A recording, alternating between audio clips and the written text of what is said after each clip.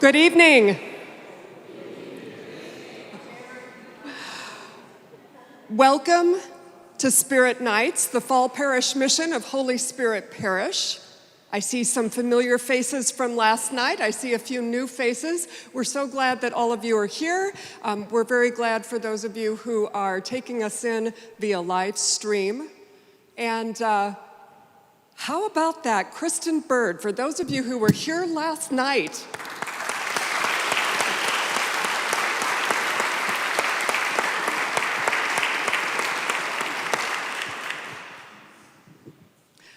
I don't know about you, but I know that there were many things that I carried away with me last night, and I just want to speak to one of them in particular before we get going this evening, which is the whole conversation around what love is. And if you remember from last night, Kristin talking about God doesn't just offer love, God is love. And what kind of love is that? And it is the kind of love that is a complete and perfect and total giving of self. And as I was really reflecting on that last night after we left, I was thinking about the fact that God is love. God is a complete and total and perfect self-giving, a pouring out of self. And if I'm made in the image of God, then I am a gift. You are a gift. And we have this amazing God who places confidence in us to take ourselves as gift and to work with God for that healing and that wholeness and that restoration, that bringing back into full communion all of the communions that have been broken from the beginning of time. And so, as we prepare to open our minds and hearts this evening to the good word that the Holy Spirit has placed in Kristin, I want to ask three things of you. I want you to consider tonight, given that being made in the image of God, you are a gift. And that God is inviting you to take that gift and to be a part of the healing and the wholeness and the bringing back together of a creation that's groaning and longing for the love God is. That means God is still writing that story of hope through each one of you. And so the three things that I ask of you this evening are this.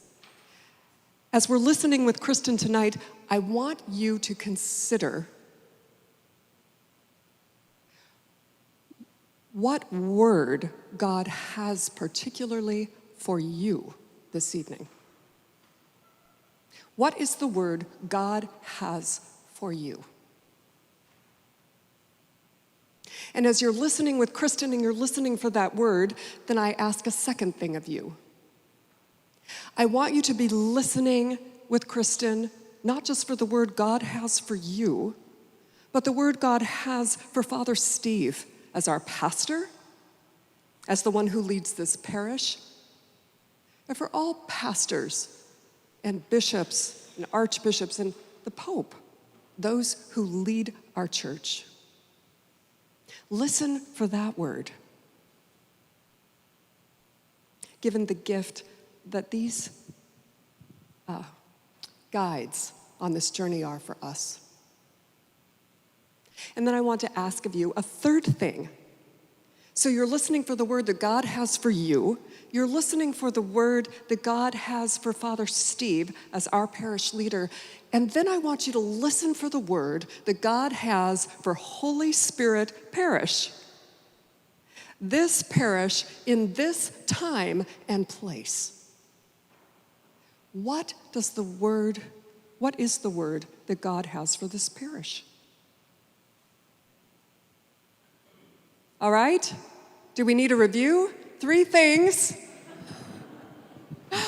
I want you to listen for the word that God has for Thank you. I want you to listen for the word that God has for. And I want you to listen for the word that God has for. Thank you very much.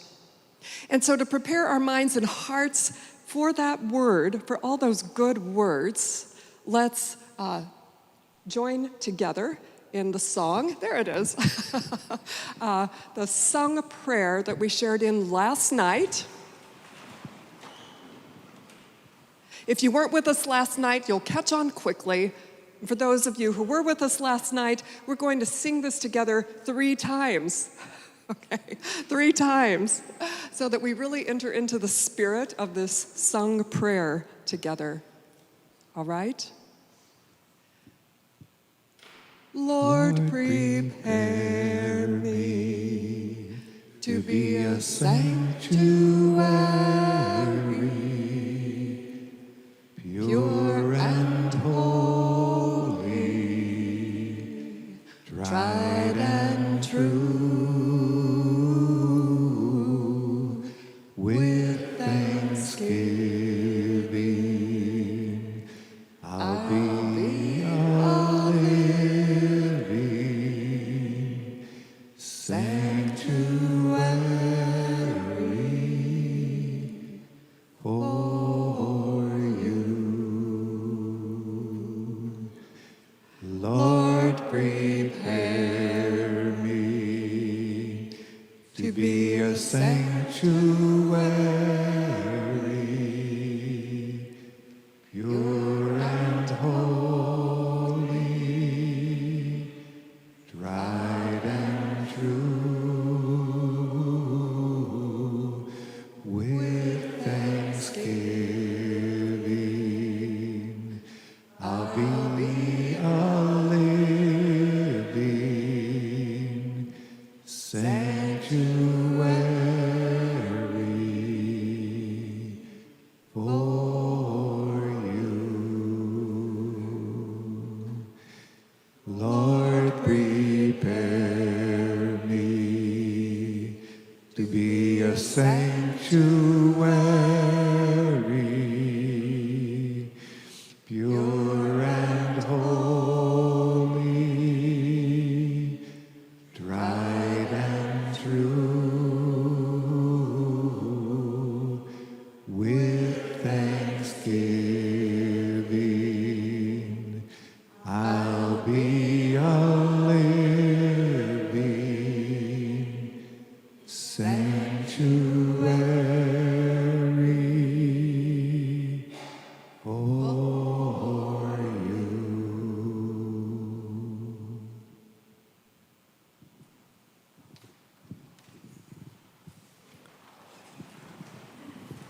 Right. Good evening. I'm so happy to be able to be back here with you again this evening to continue our conversation, our discussion. But before we dive into our topic for tonight, I just want, for a quick show of hands, how many of you were either here or watched live stream last night? Beautiful. Okay, turn and look next to you. Wait, keep your hands up. Turn and look next to you. If someone does not have their hands up, then you should reach over to them and whisper in their ear something we talked about last night. I'm kidding. We can't cover an hour and a half, right, in just a whisper moment. But I do want to do a very quick review of a couple of the key points that we talked about last night.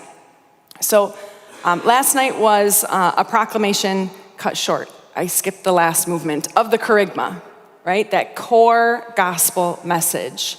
And my proclamation, the one that I use, has 5 movements. And the first one, right, is that God loves me unconditionally and has created me for relationship and communion. We spent a lot of time unpacking that, as Julie mentioned earlier. The second one is that my relationships and communion are broken by my sin.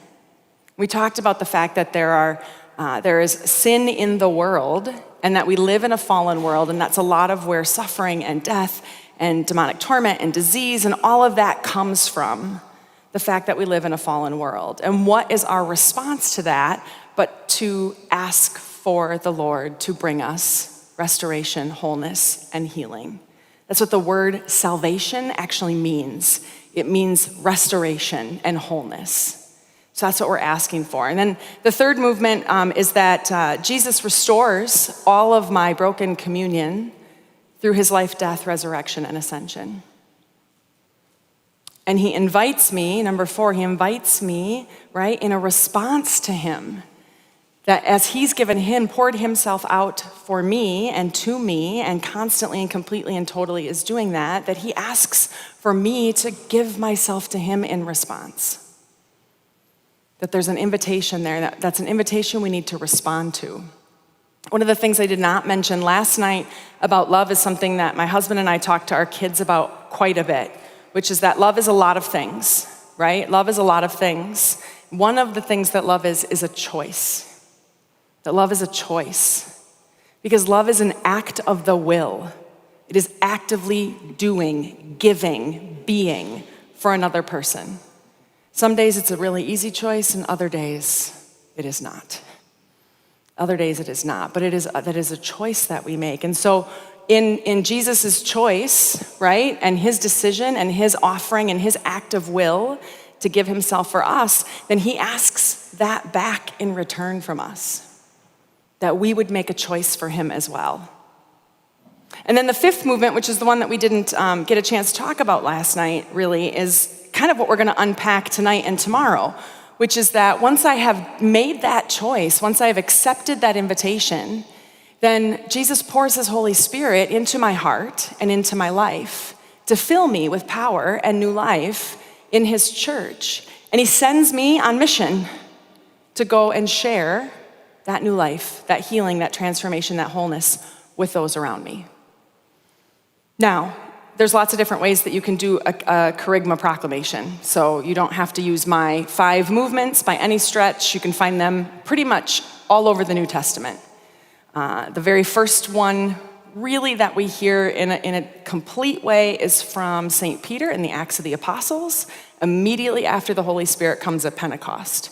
He busts out the doors, goes out onto the balcony, and preaches the charisma. He preaches that core gospel message to the people. And it says that the people were so moved by that proclamation that they were cut to the heart, it says. And they said to the apostles, "What must we do? How should we respond?" And they say, "Repent and be baptized." And then it says, and 3,000 people were added to the number that day. And I think, every time I read that, I think, man, I've got some work to do. I've got some work to do, right? To be more obedient to the Holy Spirit, to be more offering of myself to Jesus, to be more receiving of what it is that he's giving me, because as far as I know, I've never opened my mouth and 3,000 people have converted, as far as I know, right? But this is who we can be. This is who we're called to be. And this is our mission as people who are baptized. How many of you are baptized? Raise your hand if you're baptized. Great. Father, the ones that aren't, don't have their hand raised, right? We can take care of that for you. Not right this moment, but what our baptism does, not only wash us clean of original sin, right, and the effects of that in our own hearts, but it actually introduces us to the possibility of life with Jesus. It introduces us and opens our hearts and sends that Spirit of God, right, breathed in a more complete and full way back into our hearts and back into our souls. The same Spirit of God that Adam and Eve said, "No, we don't need you anymore," and kicked right out of their own hearts and souls, right? That is just infused in us, and we're welcomed into this communion and community of the body of Christ that is the church. So that's our mission then, to go and bring others to that same place. Now I know that for a lot of us, that sounds very simple, but it's not easy. It sounds very simple, but it's not easy. And some of us, I know some of you here, have had experiences and conversion experiences that sound a lot like St. Paul's conversion experience, right? That you were knocked off your horse and blinded and sent into the city to have somebody pray over you for the scales to fall from your eyes. And you maybe didn't go from, murdering Christians to converting people, but that you had a significant change that happened over a short period of time. And some people have that beautiful, wonderful conversion story that's just powerful and meaningful. And if that's not your story, you've probably heard those stories before. If not, I just told you one, St. Paul. But you probably heard those stories before, right? Of the people who went from, being a drug addict and on the streets and whatever, and then had conversion and end up becoming a priest or a religious sister, or, those kind of really powerful and moving and extreme conversions. But for a lot of us, that's not what it looks like. That's not what it feels like. Especially for those of us who were raised Catholic, it kind of feels like, well, I don't know. It's just kind of always been there. I don't really have a story. I don't have a powerful thing that I can share. I've been a pretty decent person my whole life. I never did any of those things that I had to be called back from.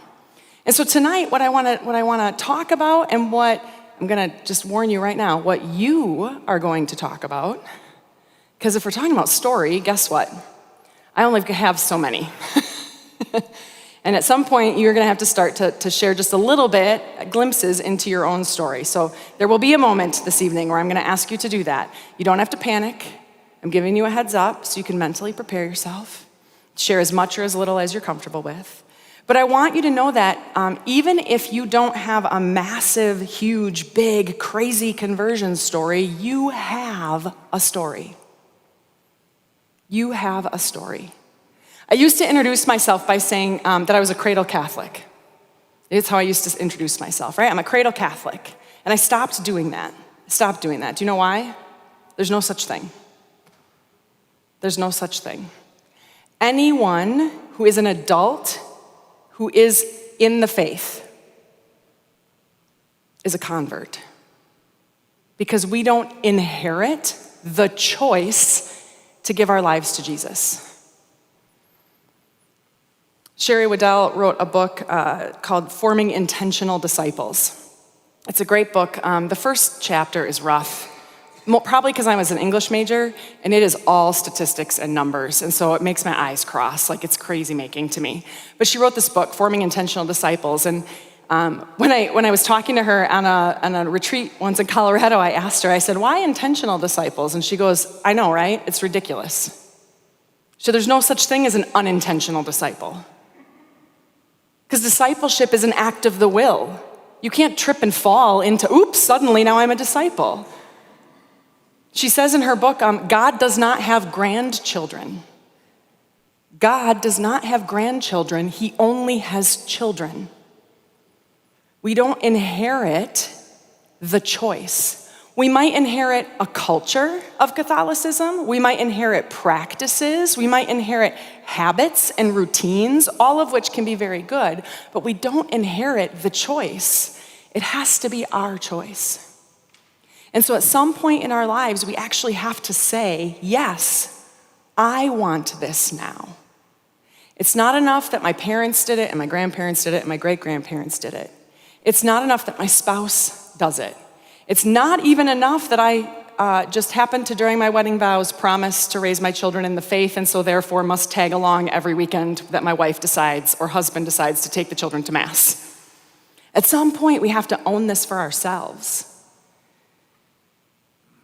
Because it's a gift, right? To love is a gift. To be gift of self, which means at some point I actually have to offer a gift of myself back to the Lord.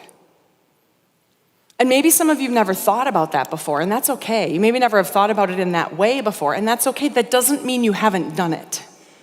That doesn't mean you haven't done it. But what we're going to talk about tonight is how do you discover, how do you unpack, how do you mine the story of your life for the moments that God was working in your life, the moments that have led you to say, yes, actually, I do want this for myself. So like I said, some of you, that story is very clear in your minds. For others of you, you're going, I don't think I have a story. Well, I promise you, you do. Everyone has a story because everyone is somewhere on the journey of faith.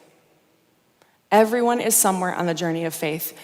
Bishop Ricken from the Diocese of Green Bay likes to say, everyone is somewhere. No one is nowhere. Where you are is where you are. And that's okay. He'll meet you there. Everyone is somewhere. No one is nowhere. Where you are is where you are. And that's okay. He'll meet you there. So I preface all of what we're about to do tonight with that message for you to know that even if we get through this whole evening and you're still leaving going, I'm pretty sure I don't have a story. Maybe you're just more introverted than I am. Maybe you need more processing time. Maybe it's something that you need to continue to reflect and pray on and all of those things. But I promise you, you have a story.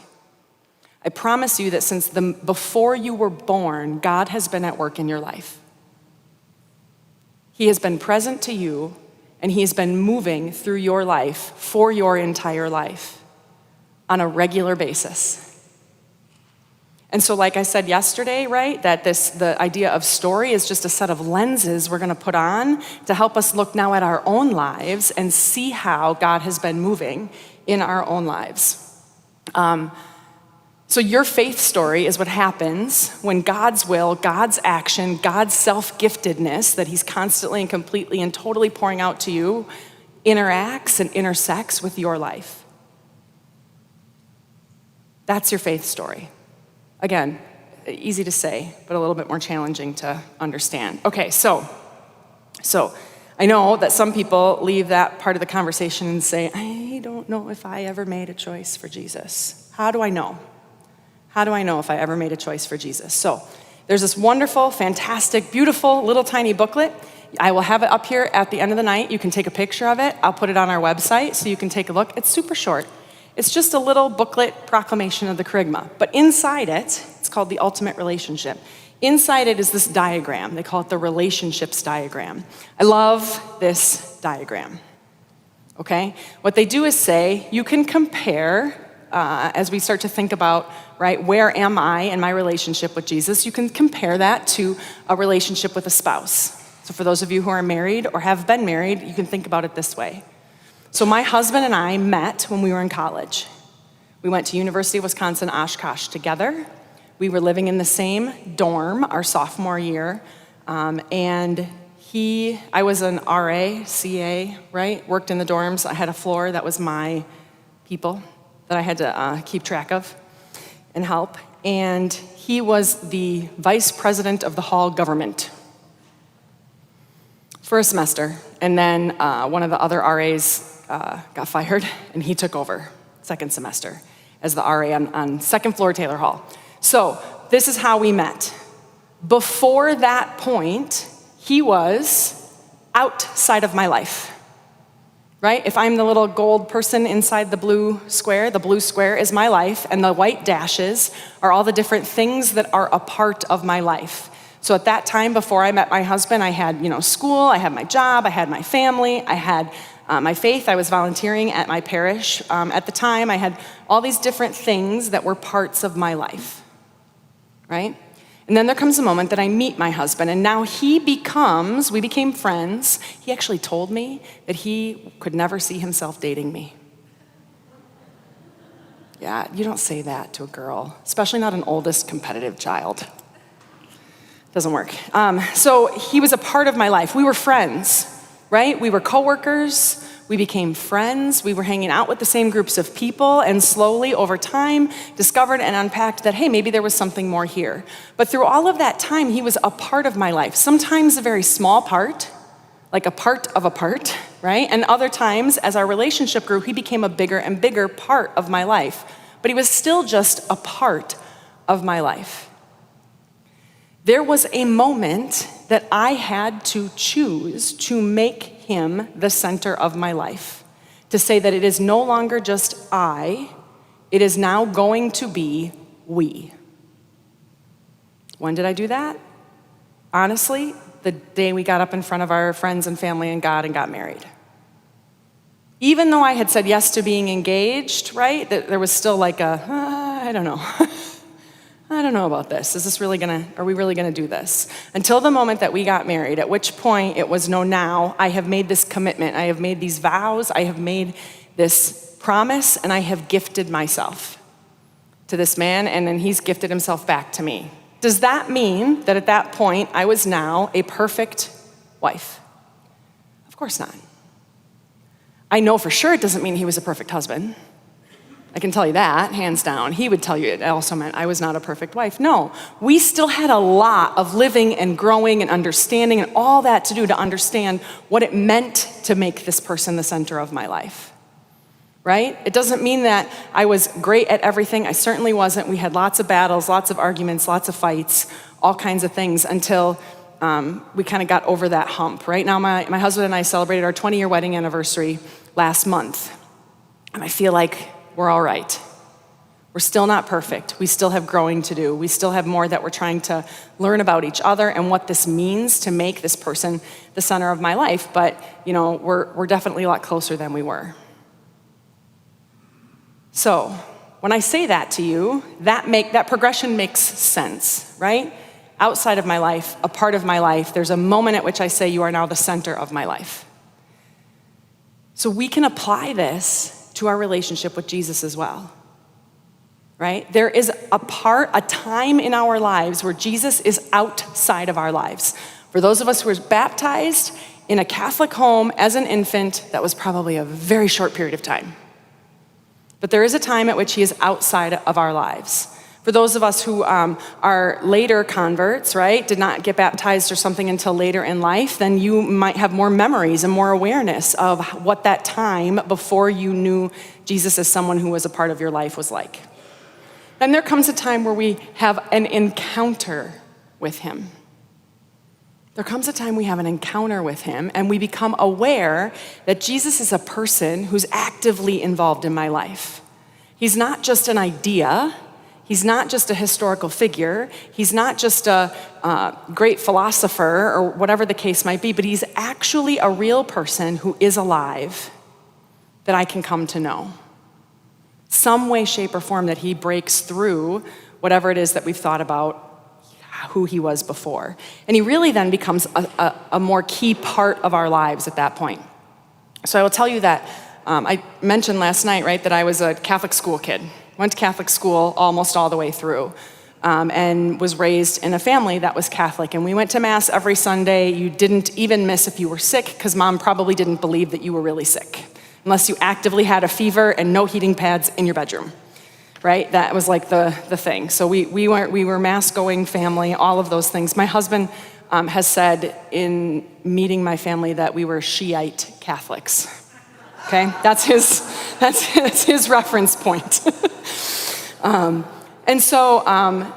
I will tell you that Jesus was maybe a part of my life for a very long time.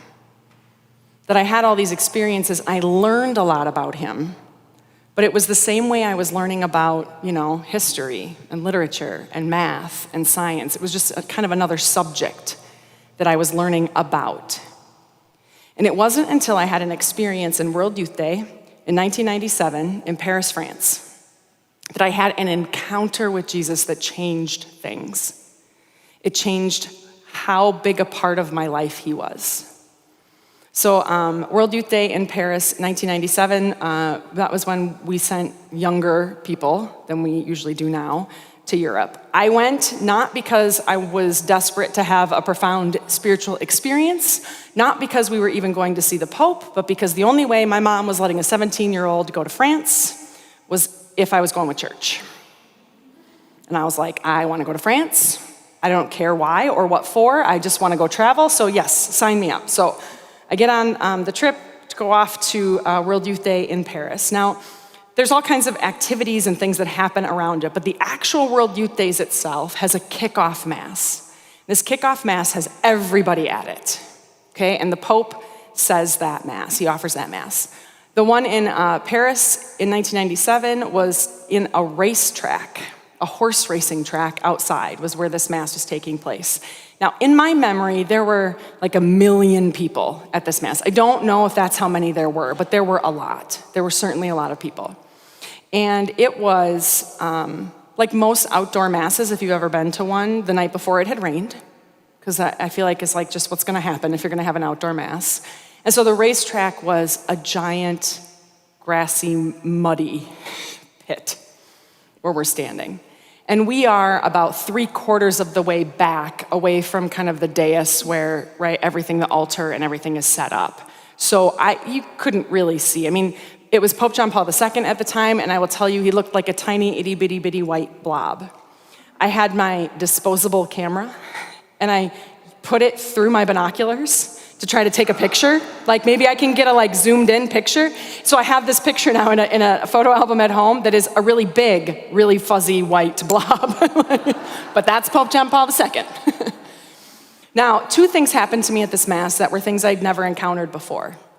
The first was that when we got to the Lord's Prayer, we had our, I'm gonna date myself a little bit, right? But we had our Walkman radios, and each language had a different radio station that you were to tune into so that you could hear the Mass in your language. And like typical teenagers, we were in a racetrack in the middle of France in the mud, and so let's just say it was not the most reverent of experiences. So we've got one headphone on and one off, and we're kind of half paying attention and kind of whispering to each other, right? All of this during this Mass. We get to the Lord's Prayer, and all of a sudden, this, again in my memory, 1 million people launched into the exact same prayer at the exact same time in so many different languages. In so many different languages. And it struck me, our group that we were with was relatively small, and we had groups around us that had all these different languages. It was not all English speakers that were around us. I couldn't even say the words of the Our Father because I was so overcome with all these languages. And it was really my first experience of the church as universal, right? How big and all-encompassing it is, and just how powerful it is to have all of these people who not only have very little in common, but can't even speak the same language. But the Mass was a language we all knew. And we could all speak it at the same time, even if we couldn't hold a conversation with each other. It was a very powerful moment for me. Then move forward just a tiny bit into the Mass, and we get to communion. And again, not the most reverent of experiences I've ever had in my life. So after the consecration, they're getting ready to distribute communion, and they sent the communion ministers down into the crowd with a server who was holding a giant blue umbrella. And they asked us to wait until they all got situated, and then the instruction was, go find the closest blue umbrella. That's how you went to communion. So it is chaos. Right? It is absolute chaos. We're stepping over people and backpacks and mud squares and whatever, trying to make our way to the blue umbrella that was closest to our section. We get there, we received only the precious body because they're not gonna carry, right, precious blood out into a giant mud pit. So go back to our seat and our little patch of grassy, muddy, whatever. And I sit down in that moment and just kind of put my head down, right? And I take a couple deep breaths, and all of a sudden, I start to get warm. I start to have this feeling of warmth that starts in the center of my chest and then just starts to expand. And it goes all the way to the tips of my fingers and the tips of my toes and the top of my head. And being a 17-year-old girl, my primary concern was, does anyone notice anything weird? And so I remember sitting in this moment, looking up and kind of looking around, like, okay, no one's looking at me. That's a good thing. Okay, I'm back to prayer, right? And I kind of had this moment of, what's going on? That was the prayer thought that ran through my head. What's going on? And in that moment, the only way I can describe it is that I was overcome with an absolute certainty to the core of my being. Have you ever known something to be true? Like just known it to the core. The closest I can come to a similar experience of this is when I had each of my children. And it's just like you knew that you would immediately, instantly give your life and anything else for that child, right? You just knew it. Nobody had to tell you. You didn't even have to think about it or wonder. It just was certainty. And in that moment, I was struck with a certainty that this was really Jesus in the Eucharist. Now, I was a Catholic school student, and I was a good student. And I could have told you about transubstantiation, and I could have told you about the difference between substance and accidents. I learned all of this in my education. I had a good Catholic school upbringing, but it was all stuff that I knew until that moment when Jesus broke through and made it something I knew, absolutely knew. We went back to our hotel that evening, and I wrote about it in my journal, this experience, in my little trip journal that I was keeping. Go through the rest of the World Youth Days. It's a wonderful experience, had a lot of incredible things happen and great stories to tell and all of that. And we get home, and I remember going to my first Mass back at my home parish after this experience. And I remember just before communion kind of being like, what if it happens again? Like, I wonder, right? Like, I wonder if it's gonna happen again. So I go up to receive communion, come back to my pew, and I sit down, and I'm like, nothing. All right, okay. That's okay. It's okay that nothing happened this time. And I did have a fleeting thought, well, maybe it's because the Pope consecrated that Eucharist, right? I was like, super Jesus. Doesn't work that way. Same Jesus, no matter who consecrates it, right? But I kind of had this like, maybe it was a lot of other things going on. And I will tell you that while I didn't change my life at that point, I didn't have repentance for my sin. I didn't invite Jesus to become the center of my life. I didn't say yes to him. I didn't do any of that. What did happen was that I never, ever lost that certainty that it was really Jesus in the Eucharist. Never. That is something that has stayed with me to this day. And even in college, when I will tell you, I definitely did not have conversion after that moment because I still had lots of college to come yet, okay? And even then, and even times when I was not going to Mass, and I was kind of exploring other things, the thing that kept bringing me back was, but I know that's Jesus. I might not know anything else right now, or I might not be sure of anything else right now, but I am sure that's him. That's him. So that was the moment that it went from someone who was, peripherally connected to my life, just because I'd been baptized and learning about him, to someone who was a part of my life. It was the first time I recognized him as someone who was real. When Cardinal Dolan was first named cardinal in New York, he did an interview with a radio personality out there, and the interviewer had this tradition of asking everyone he interviewed, what 3 people alive today would you most want to have dinner with? That was like his closing question, right, on the radio show. And so when he interviews Cardinal Dolan, he asks that at the end. And Cardinal Dolan, I don't remember who the first 2 people he said were, right? But I remember the third person that Cardinal Dolan said was, and Jesus. And the interviewer was like, oh, Cardinal, no, I'm sorry, you misunderstood. I said people who are alive. And Cardinal Dolan said, Jesus Christ is alive today. Just like that. Jesus Christ is alive today. This moment on this racetrack in France was the first time that I knew that Jesus Christ was alive today. So he became a part of my life. I did not make him the center of my life at that moment. I certainly did not. That came a little bit later. So fast forward a number of years, and I am now in college.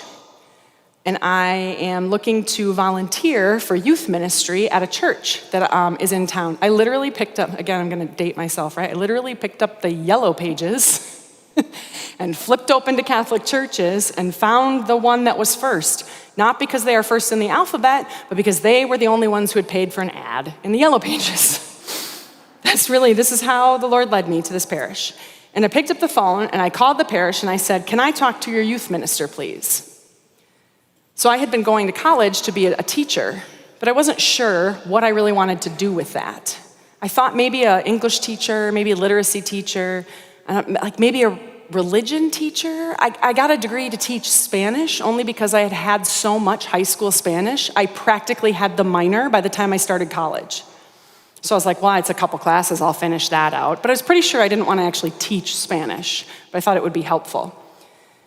And so I'm trying to decide, what do I want to really do with any of this? And my dad asks me this question. It was a brilliant question. He said, well, what do you love? What do you love? And at that time, I loved 2 things. I loved reading books and talking about them. And I loved my youth group at my parish. That's it. And it was just a group of teenagers. We weren't doing any catechesis. I was a Catholic school kid, right? I didn't need to go to faith formation. It was just a youth group of kids that hung out together with an adult. I don't even know if she was a staff person or a volunteer. I don't remember.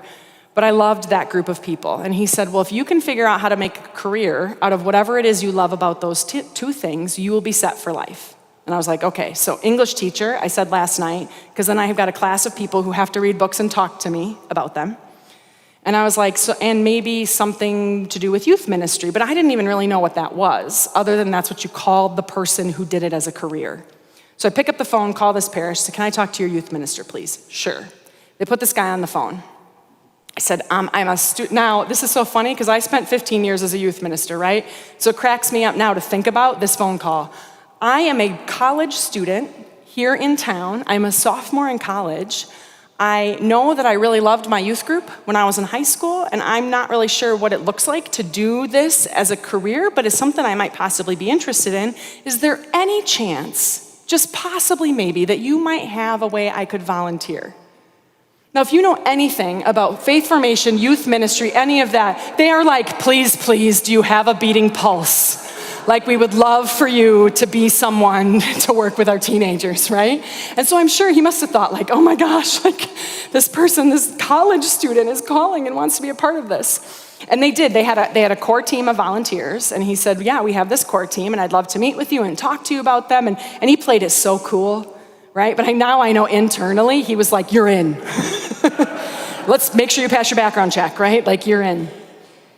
And so I went through the whole process with him, and he's like, okay, this would be great. And before I even could go to my first event as a volunteer, he said, I'm actually super desperate for a female chaperone for a youth trip that we're taking in a couple weeks. Would you be willing to be a chaperone on this trip?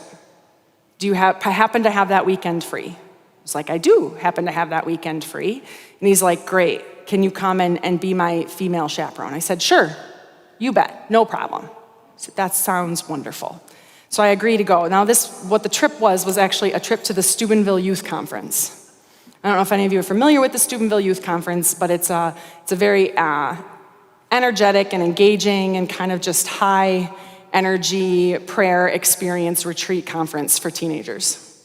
But I had never been. The only thing I'd ever been to that was like that was World Youth Day, which is nothing like that. Now, as we got to know each other a little bit, he learned I was becoming a teacher, and he learned that I knew stuff about my faith. And so a couple weeks before the trip, he says to me, usually before we leave on a trip like this, when we gather the kids together and before we get on the buses, we split the guys and the girls up.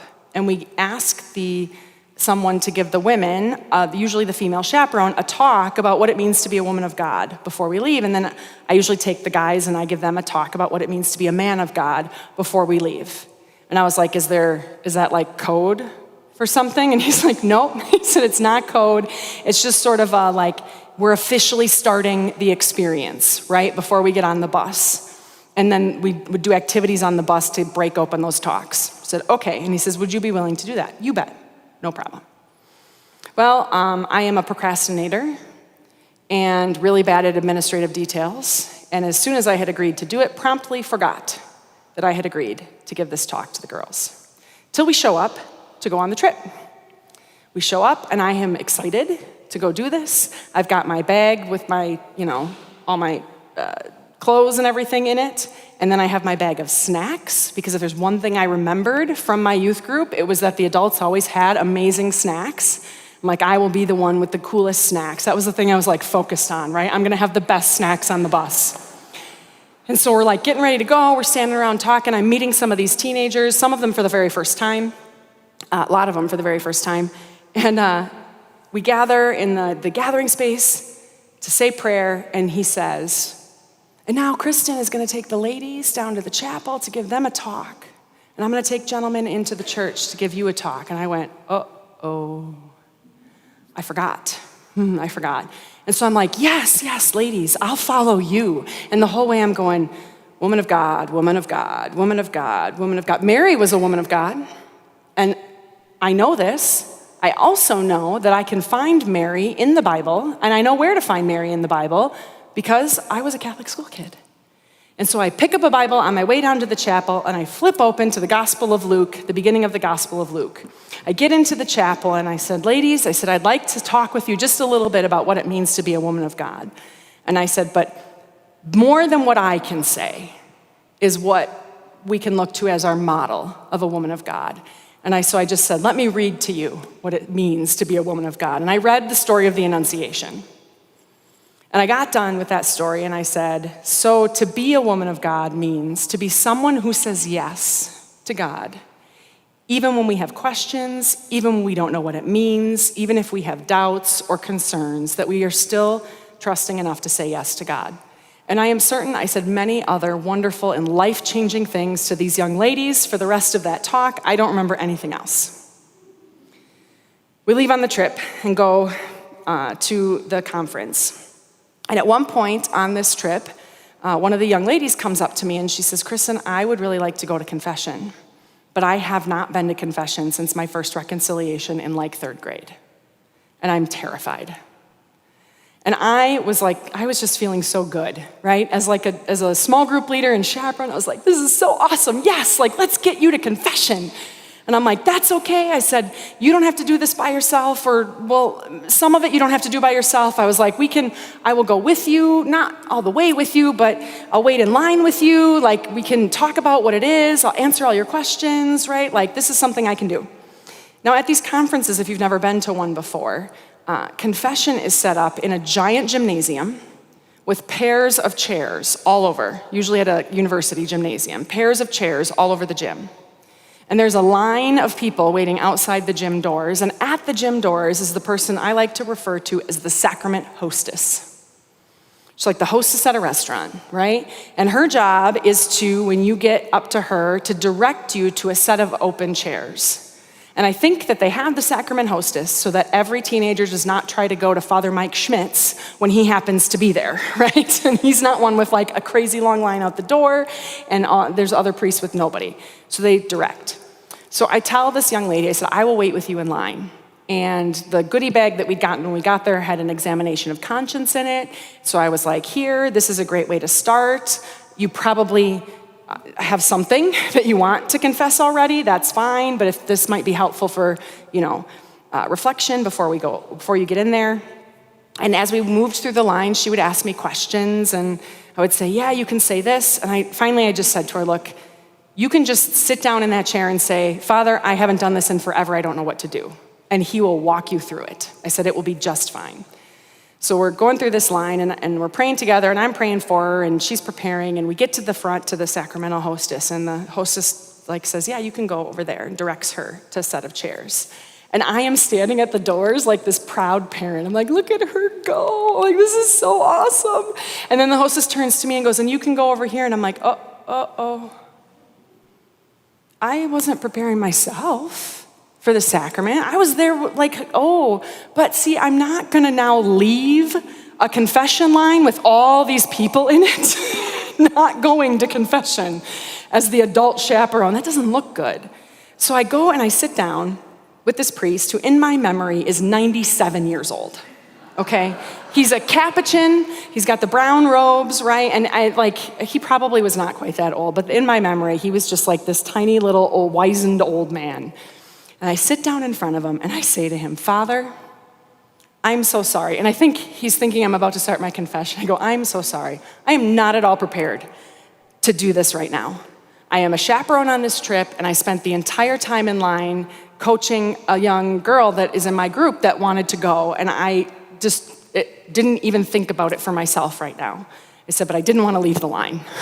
And I think I even said to him, I can come up with some stuff if you need me to. And he just looked at me, he said, no, that's fine. He said, it's okay that you're not prepared. He said, I trust, if this is what you're doing, I trust you'll be back when you're ready. I said, I will. He goes, okay. He said, well, how about this? How about you just tell me whatever's on your heart right now? Whatever you got going on. What's the biggest struggle you're dealing with in your life right now? Now, just before I had left on this particular trip, my husband had proposed to me, my now husband had proposed to me. And I had said yes. I was very excited. I thought this was awesome. This was incredible. I loved this guy. But as we had gone on from the days after the proposal and then off on this trip, I started to have the worst case of cold feet that you can ever imagine. I was in my head did I really say yes? Am I old enough? No one should trust me with these kinds of life decisions yet. Like, what is happening? Do I want to marry this guy? Is this who God wants me to marry? Do I care who God wants me to marry? Is this going to be the only person I'm ever going to be with for the rest of my life? Is that the right choice? Like, all of these doubts and questions are coming into my mind. And then I started panicking because I'm like, everyone knows I said yes and that we're engaged. What do I do if it's not the right person, right? Just, litany of anxieties. And so all of this comes pouring out to this poor priest. And he sits there very quietly and calmly and he listens. And when I got done, he said, okay. He said, I would like you to take some time today to reflect on Our Lady of the Annunciation, who said yes to God, even when she had doubts and questions and worries in her life. And I'm sure he said many other lovely things, but I didn't hear another word because I felt like God had lovingly and gently hit me upside the head with a 2x4. Like, hey, you say this stuff, it's actually true. It applies to you too. And so that night we were in adoration, in the conference in adoration, and the part of the adoration was they were asking, what part of your life do you need to give to Jesus tonight? That was the question, the focus for adoration that night. And so right there in this room full of teenagers and adults and chaperones and all of this with music playing and the monstrance being processed around the building, that was when I looked at Jesus and I said yes. And I didn't just say yes to getting married, right? But I said yes. Yes to if that's what you have called for me, you're gonna figure that out, right? And it will become clear to me over the next period of time. We hadn't even picked a date yet, that's what I'm supposed to do. But so I'm giving you that, but not just that, Lord. Like, I don't know what you've got in store for me. I don't know what I'm doing after college. I don't know any of this, but yes to you. Yes to you. Because I want to be like Our Lady of the Annunciation. Now, like I said last night, right? My fiat is more like, fine. That's how it feels like. My yes is not, right, complete surrender. It's more like, I suppose some of this you can have. But that was the moment that I made the choice to make Jesus the center of my life. I had been confirmed already as a high schooler. I had been through all the things. I had done all the things, right? But that night in adoration, that was the night that I said, yes to Jesus, I want you to be the center of my life. Does that mean I lived a perfect life after that moment? Of course not. Of course not. I knew a lot about what the life of a disciple was supposed to look like. I had learned all the things, but I was still learning what it meant in my life. And I spent a long time and still am unpacking, what does that look like in my life? But that was the moment I made that choice. Now, I tell you that story to tell you that right after that happened, I could not have told this story. Right after that experience happened, I could not have told this story. It was not until about 5 years later, I was already working as a youth minister, leading teens to Jesus, right? That was my mission. That was our tagline for our ministry, leading teenagers to Jesus. And I was doing all this work, and I went on a retreat for youth ministers. And as a part of the retreat, the person leading the retreat had said, I want you to think back in your memory to a time when you encountered Jesus. And we did this whole prayer experience of like asking the Holy Spirit to like enlighten your memory, right? And take you back to these times and places. And these were the two things that had come up for me in that prayer experience. My experience in World Youth Day and my experience at the Steubenville Youth Conference as two most profound moments of encounter with Jesus, the times that he broke through into my life. I left that retreat and I thought, man, that thing that happened in Paris was a long time ago. Did I remember it right?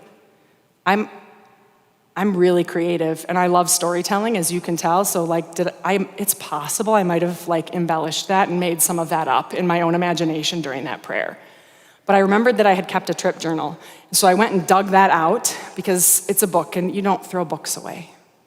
Okay, you don't throw books away. You can repurpose them and give them to someone else who will read them. You can donate them to Goodwill if you have to, but they're gonna throw them away, and that's not okay. We don't throw books away. I don't. I love books too much. And nobody wants my old journals, so I just have them stashed because they're books. I pull this journal out, and I'm flipping through it, and I find the page of what had happened. And sure enough, what I had remembered on that retreat was exactly what I had written in my trip journal had happened. But after that trip to World Youth Day, I didn't tell a soul about it. Not only did I not tell a soul about it, but I kind of forgot about it.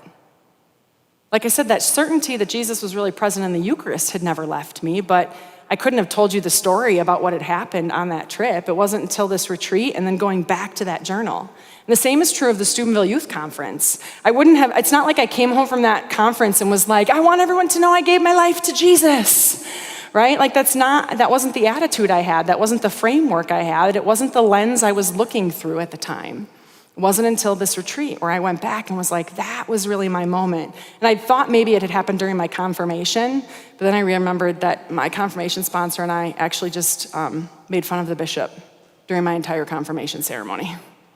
Like that's what we did, the two of us. We were joking about how he must have to do thumb exercises to be ready, limber up before, this was not a moment of me choosing the faith for myself. Let me just say that. Okay, so I tell you all that to say, you have a story, even if it's one you can't remember yet, even if it's one you're not aware of right now. And to tell you that it is important for us to recognize the moments in this journey where Jesus goes from being someone who's maybe just peripherally connected to my life, maybe if we were baptized, or even fully outside of my life, to where he becomes someone that we know is real, which doesn't always lead us to conversion yet, does not always lead us to say, I want to turn away from things that are not of God and turn towards him. I want to give my life to him, right? But that there's a moment where things start to shift. And then there becomes a moment where we say yes. Now here's the beautiful thing about the Christian life, is that we are called to that yes after we make it the first time, over and over and over and over again. Every time we say yes, we encounter him again, and the cycle starts back over again. He's got a new invitation for us, a new thing he's ready for us to surrender, a new thing he wants us to say yes to, a new part of our life he wants us to give to him. And we just keep going and going and going throughout the whole course of our lives. What that means for us, that's fantastic news, is that you don't just have a story. You likely have multiple stories of times where you encountered God in a more real, in a more concrete, in a more meaningful and personal way. Multiple stories of ways that you have surrendered something to him, or he's brought you healing, or you've turned a part of your life over to him, or gone to him in a time of need and he answered, right? That we usually have lots of those different stories to share. And that's beautiful and wonderful, because it means that we can continue to unpack those stories over the course of our lives. So I want to, before we get into some story sharing and reflecting on that a little bit, I want us to start with this. If this is our spiritual life, just a metaphor, but if this is our spiritual life, which image best represents your current relationship with Jesus? And which one do you want to represent? Now, I'm going to give you some bad news. There's no 2.5. A lot of us want to do that, right? We want to be like, well, somewhere between 2 and 3. It doesn't work that way. It doesn't work that way. Either we have said yes to him and made an act of the will, or we haven't yet. And if you haven't yet, that's okay. Where you are is where you are, and that's okay, and he will meet you there. He will meet you there. But where do you think you are right now in your spiritual life? And where do you want to be? Some of you might be familiar with Peter Kreeft, right? Who's a very brilliant theologian, has written lots of books. He was presenting this exact diagram at an event that I was at, and he said this: if you're not sure where you are, he said, then I want you to imagine this. Imagine that, God forbid, you were to, on your way home from this event tonight, die in a car crash, instantly. No pain, it's fine. Everyone's sad, but you're okay. And you immediately go to the gates of heaven. And it's not St. Peter who greets you there, it's Jesus himself. And he stands there and looks at you and says, why should I let you in? Why should I let you in? What is your answer? And Peter Kreeft says, if our answer sounds like a spiritual resume, then it is possible that Jesus has a deeper invitation for us today. Because it is not the things that we do that get us salvation. And I know there's times in my life where I would have answered that question saying, I'm a good person. I've never killed anybody. I try to be a good daughter. I try to be a good wife. I try to be a good mother. I tried it right. Like I go to church. I pray. I. It's a list of all the things that I do. Because really, the answer to that question is, this is Peter Kreeft, what he said, right? He said, the answer to that question is, you shouldn't, but you have saved me and offered this to me, and I accept. You shouldn't let me in because of anything I've done. Jesus, you have saved me. That's why, and I love you. Now, I like to believe that he might ask a follow-up question, which is, how do I know? How do I know that you have accepted this invitation, that you're right, that you love me, that you've given your life to me? And then I can say, see all the things. Because I still want to bring all those things with me, right? Like I still have this desire, not to bring earthly goods with me, but to bring all my spiritual goods with me to the gates of heaven and be like, see, here it all is. But the thing is, friends, we don't get to bring anything with us. We don't get to bring the masses we've prayed. We don't get to bring the works of charity that we've done. We don't get to bring the good things that we've done in this world. We don't get to bring our children as like evidence, or our spouse as evidence. We don't get to bring anything with us except our hearts, which have either accepted him or not, or are on the journey and desire to, in which case I absolutely believe in that moment we have that opportunity to say yes to him. So, if you haven't yet made that commitment, then I would invite you to, right? And it's very simple. You just, yes, Jesus, okay. Your prayer can be fine, Lord, if you want it to be. But I want you to be the center of my life. I'm ready for that. Now, when we talk about spiritual journeys, right, what we've been talking about is our interior spiritual journey. But the reality is that we actually have 3 different spiritual journeys that we're kind of on. And the one we're talking about right now, and the one that I want you to focus story on as we think about our own life stories and our own faith stories, is this interior journey of faith. But the reality is we have 3 journeys. We have that personal interior journey. We have our ecclesial journey in the church, right? Where I can like trace my sacramental path through the church and all the things and the ways that I have become a full initiate into the church sacramentally. And we have our participation journey in the church, right? So like that I went from being someone who never volunteered and didn't care to someone who goes to Mass regularly and who volunteers for my church and serves in ministry and all the ways that has brought me life. And all of these journeys are good and wonderful and important. But the challenge that we often have is that we focus on one of the second 2 journeys instead of the first. And the first is the most important because the first journey is the one that informs the other 2. The first one is the one that informs the other 2. Think about what St. Paul said about love, right? If I do all these things and do not have love, if I do all these things and have not been willing to give myself to the Lord, I am a clanging gong and a clashing cymbal. Those are wonderful things to do, and they can be part of our journey for sure and bringing us in. What I really want us to focus on right now is this interior journey. Now, ideally, this journey would look like the interior personal journey brings us to the church to desire the sacraments, right? And we say, I now know Jesus, I would like to be baptized. And then I would like to know what that looks like and means and receive the Eucharist now that I know who that is and what that looks like. And then I would like to be formed as a disciple and grow in understanding and in the habits and practices of discipleship so that I can be sent on mission and confirmed in this faith and sent out to be able to go and spread it to everyone else. And as I'm a part of this journey, right, I want to be connected into a faith community where I am welcomed and loved in those initial stages, where I'm getting to know people and building up in community. And then as I'm kind of continuing to grow in those steps and in that process, that I would maybe enter into some kind of formation so I can learn what it looks like, what it means to live this life of discipleship, what it looks like to be like this Jesus that I have given my life to. And then that I'm going to serve out and live out in this community, that mission that he has sent me on. That would be so nice and neat and packaged and beautiful and wonderful, and it is just not how it works. Our journeys are messy.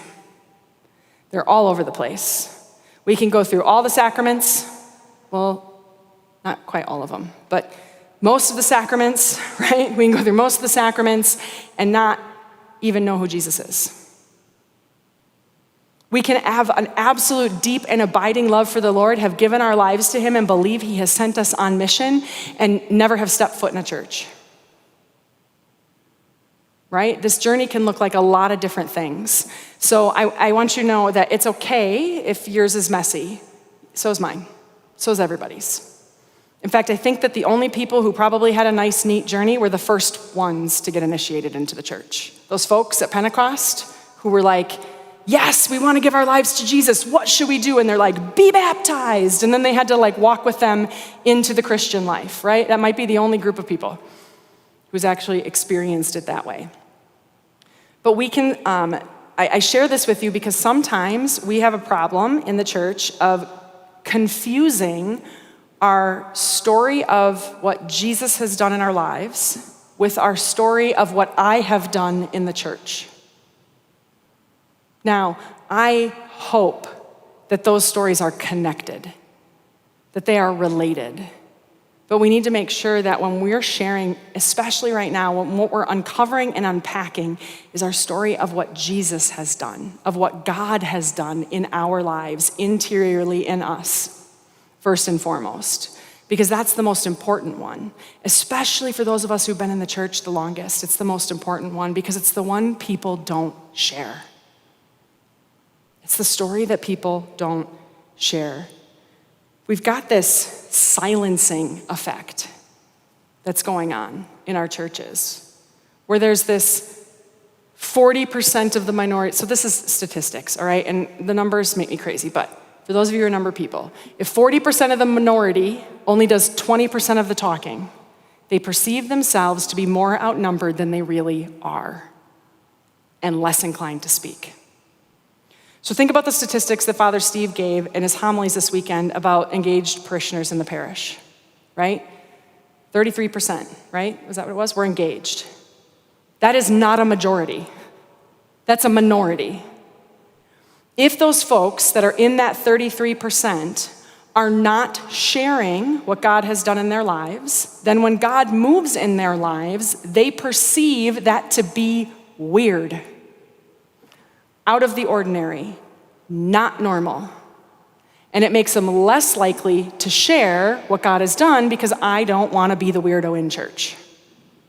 I don't want to be the one that people look at, right? Like I've grown a second head, like, whatever, that's fine for you though, right? Like I don't want to be that person. And so we get less likely to share, or we think that those experiences are uncommon. That it's not normal to experience God working and moving in your life, that it's not normal to see miracles happen on a daily basis. But I will tell you, and I said this last night, that the gospel, the good news, has power. And the word that the church uses for that is dunamis, right? The power of the Holy Spirit, dunamis, which is the same root word that we get the word dynamite from. Like that's the power that the gospel has. So yes, we should see things happen in our lives when we're unleashing the gospel, whether it's in our own lives and hearts and unpacking that or sharing it with others. We absolutely should see it change things. And I know for a lot of us, part of our life has been this belief that, yeah, that's all well and good, but it'll happen. We'll get there when we die.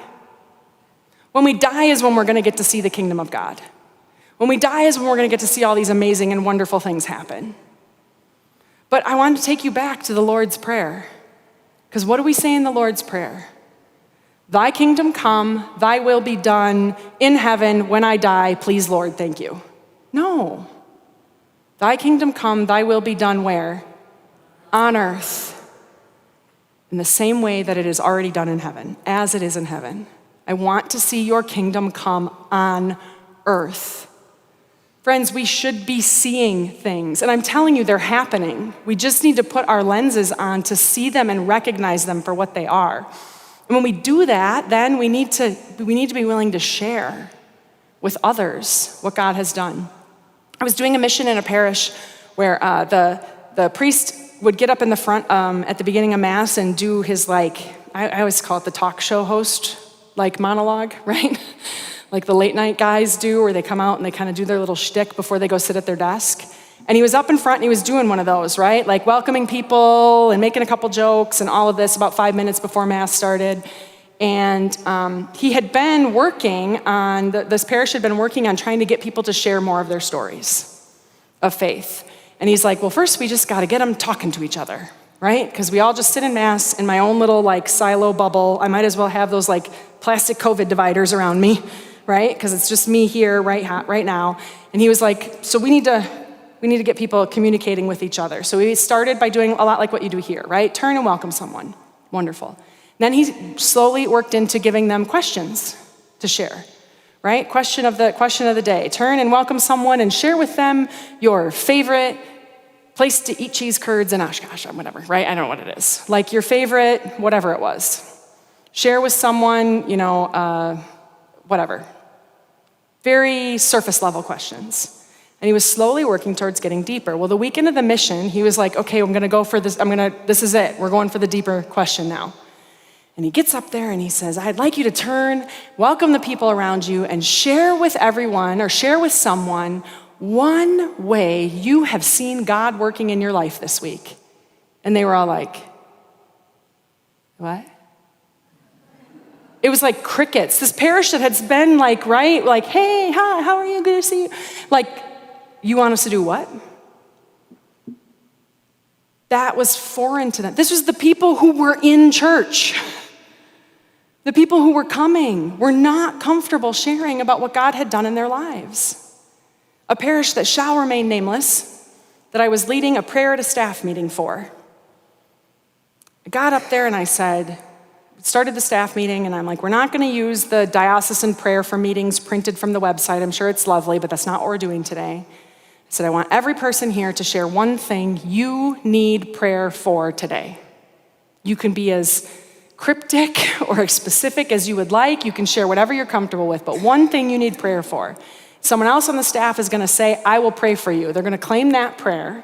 And when everyone's gone and everyone has claimed a prayer, we're gonna go, which literally in this church was the next door over in the church building, to the Adoration Chapel and spend 5 minutes in there and we're gonna pray for these people. You're gonna pray for the person you just said you were gonna pray for 5 minutes. We're gonna come back in here and finish the meeting. The whole thing should take 10 minutes, right? Does not need to be the entire meeting, just very quickly. They told me no. The staff at that parish said, no, we're not doing that. I said, what do you mean no?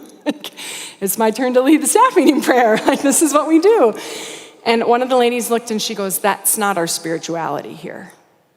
And I wanted to say, which part? Praying for each other or Jesus in the Eucharist? I didn't say that because I know better, right? That's not helpful in that situation. But I realized later, I was so frustrated, but I realized later is that it was not that they weren't comfortable praying for each other, and it was not that they were not comfortable going to Jesus in the Eucharist, it's that they were not comfortable sharing story with each other, sharing needs, sharing anything with each other. Why? Because every one of those people, I got to know them over the time that I worked there, and I will tell you that every one of those people had an encounter with God. They had. But all of them thought they were the only one who had had an encounter like that. And so there must be something weird or off or different.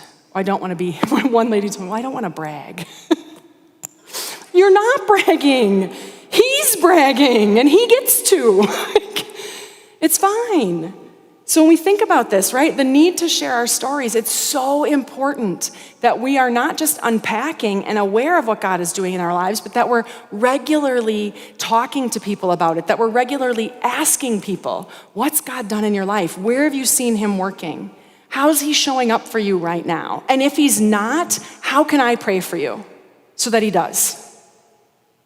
This is the Christian life. This is what we should be able to do. I'm not even talking about sharing with like strangers or people outside the church, right? Or we're gonna talk about that tomorrow, right? I'm not talking about any of that. Right now I'm talking about with the people who are already here.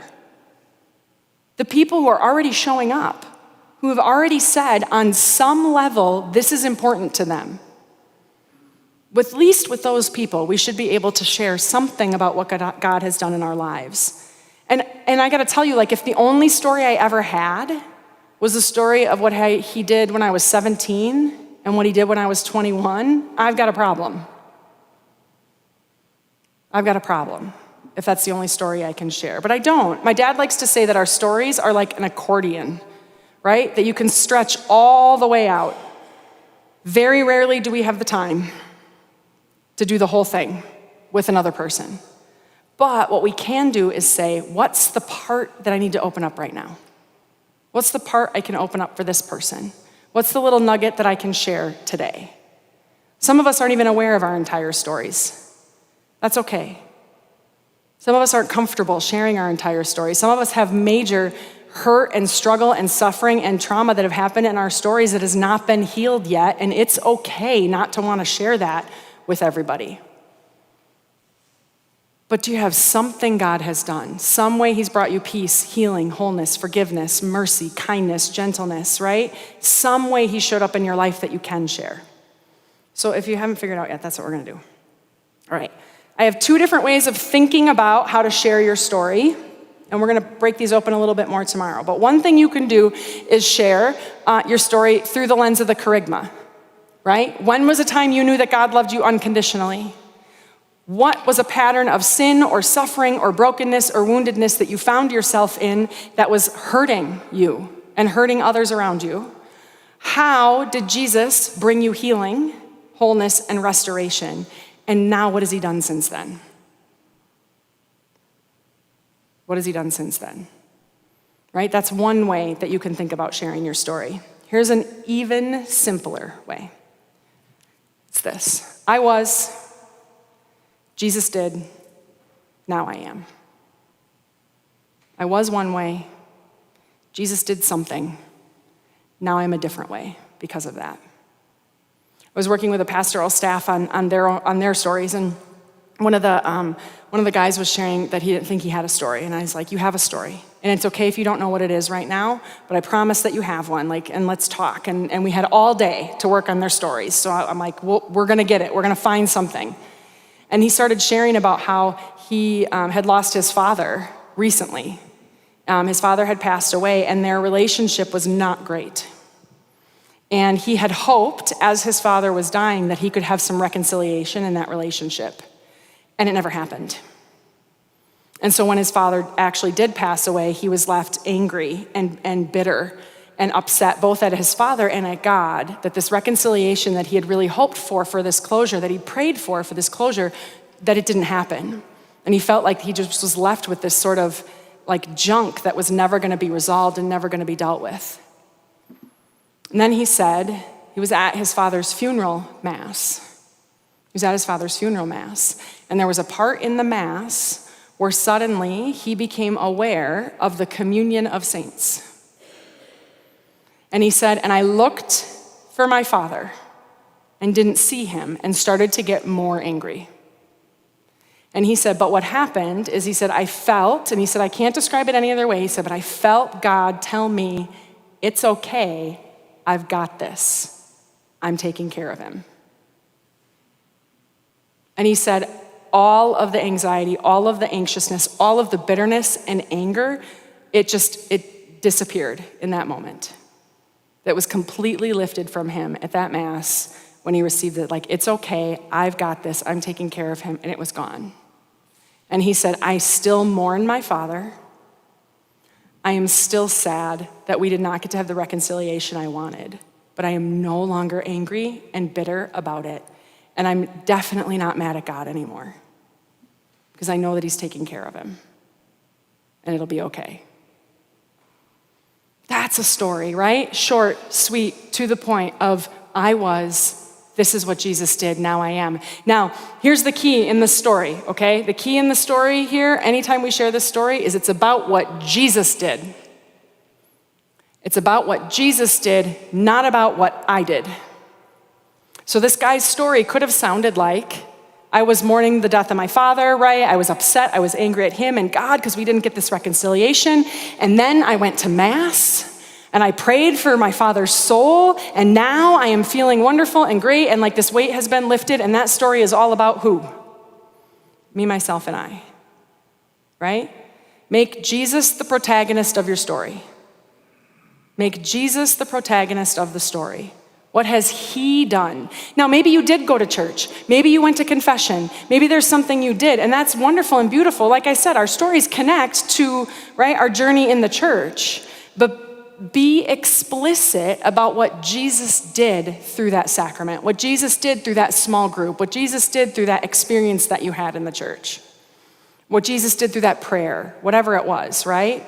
Be explicit about that and be willing to give him the credit. You're not bragging, he is. Then let him.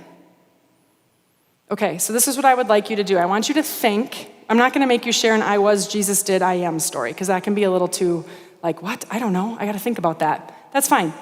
Think on that, because we're gonna do that tomorrow. Some of that tomorrow. But this is what I want you to think about. Is there a moment in your life that you had an encounter with God? A moment in your life where God broke through, where you knew Jesus was real, where something happened, where you were doubting and you were like, I don't know if I can doubt anymore because this thing happened to me. No matter how big and crazy weird you think it is, I don't care if you saw angels dancing on the ceiling, beautiful. I actually do care, I think that's amazing and I want to hear that story, right? Or if it was just simply an interior moment of peace that you received, that you knew was from God. I want to hear that story too, right? What was your moment of encounter? Have you had a time where God worked in your life, where he answered a prayer, where something happened through the church, through an experience, through just inside your heart, through another person, a way that he has worked or moved in your life? And can you take some time now to share that with someone else? Okay, we have like 7 minutes for sharing. That's intentional. Do not share your whole life story. We don't have time. Not right now. All right? And if you want to continue that sharing in hospitality, like that's wonderful, that's beautiful. I have nothing else for us this evening. So we're going to end with sharing stories with each other. When you're done, you've shared and the other person has had a chance to share, you are free to go, but you cannot leave until you say something to somebody else. Okay? You got to share something. Even if that something is, I don't know if I've had an encounter. I'm not sure. I'm thinking about it. That's okay to share. All right? Everyone understand the instructions? Okay, beautiful, wonderful. I have, again, business cards with our website on it. The stuff from last night, additional reading, is available on our website. And then probably tomorrow afternoon sometime, I'll put up some more stuff from tonight. I've got whole resource packets on how to dive into your story, reflections, all of that. I'll put that all on our website. If you want one of the cards, I'm gonna put them on the little table over there. You can get them. If you wanna take a picture of the Ultimate Relationship book, you can do that. But now is time for you to share your stories, and then I will see you in hospitality when we're done, all right? Thank you so much.